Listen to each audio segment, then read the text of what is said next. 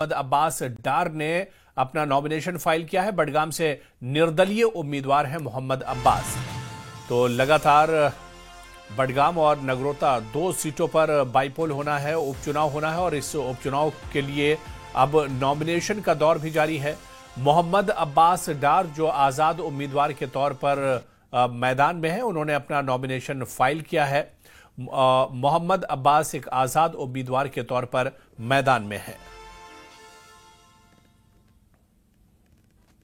अरसे से मुझे शौक था कि मैं पॉलिटिक्स में आऊं, क्योंकि मैं अपने इलाके के यूथ को रिप्रेजेंट करता हूं और बडगाम कॉन्स्टिट्यूंसी में जो भी इश्यूज है मैं अच्छे से समझता हूं। इसलिए मैंने सोचा कि ये मेरे लिए एक बहुत अच्छा चांस है कि I'll go for it and I'm here to submit my nomination। मैंने एजुकेशन खत्म करके मुझे पॉलिटिक्स में आने की मतलब बचपन से ही मेरा शौक था कि मैं पॉलिटिक्स में आऊँ एंड रिप्रेजेंट करूँ यूथ के इश्यूज को और जो भी यहाँ के कॉन्स्टिट्यूंसी के इश्यूज है। It's not about constituency, it's about whole Kashmir.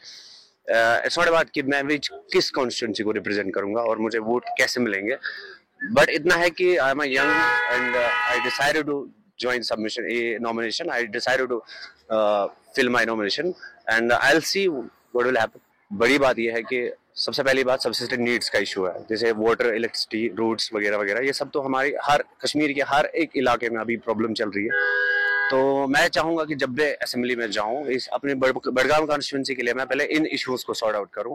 और चूंकि मैं सिस्टम को समझता हूं कि मुझे पता है कैसे इम्प्लीमेंट करवाना है गवर्नमेंट से और कैसे सिस्टम को मोटिवेट करना है इन चीजों के लिए।